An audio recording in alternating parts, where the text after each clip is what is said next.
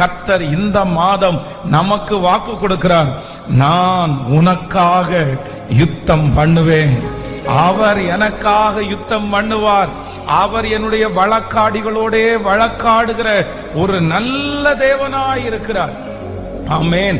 தாவீதிற்காக ஆண்டவர், யோசேப்பிற்காக ஆண்டவர் யுத்தம் பண்ணினார்.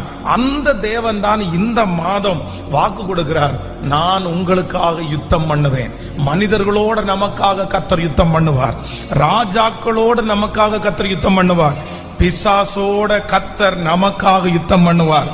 உங்களுக்கும் எனக்கும் விரோதமாக எந்த சக்திகள் எழும்பி நின்றாலும் நான் நம்புகிறேன், நான் போராடவில்லை, நான் மட்டும் போராடவில்லை, எனக்காக யுத்தம் செய்கிற ஒரு தேவன் என்னோடு கூட இருக்கிறார். எந்த இடத்துல யுத்தம் நடந்தாலும் நீங்களும் நானும் தான் ஜெயிக்க போகிறோம். காரணம், நமக்காக ஒருவர் யுத்தம் பண்ணுவேன் என்று வாக்கு கொடுக்கிறார். ஹல்லேலூயா. இந்த மாதம் அநேக வருடங்களாய் இருக்கிற யுத்தத்திற்கு ஒரு முடிவு வரும் என்று கர்த்தர் வாக்கு கொடுக்கிறார். உங்கள் சரீரங்களோடு நீங்கள் பண்ணின யுத்தத்திற்கு இந்த மாதம் கர்த்தர் ஒரு முடிவை வர பண்ணுவார். உங்கள் சத்துருக்களோடு நீங்கள் செய்த யுத்தத்திற்கு இந்த மாதம் ஒரு முடிவை கர்த்தர் வர பண்ணுவார்.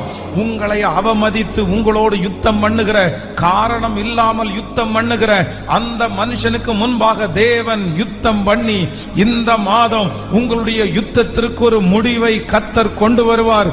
காரணம், கர்த்தர் வாக்கு கொடுக்கிறார், நான் உனக்காக யுத்தம் பண்ணுவேன். கைகளை உயர்த்தி எல்லாரும் சொல்லுவோம், எனக்காக ராஜாதி ராஜா அவர் யுத்தம் பண்ணுவார், எனக்காக யுத்தம் பண்ணுவார். என் வேலை ஸ்தலத்திலே எனக்காக யுத்தம் பண்ணுகிற ஒரு தேவன் இருக்கிறார். என் குடும்பத்திலே எனக்கு யுத்தம் பண்ணுகிற ஒரு தேவன் என்னோடு இருக்கிறார்.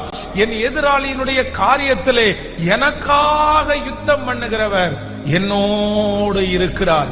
ஹல்லேலூயா. பரலோக தேவனாகிய கர்த்தர் இந்த மாதம்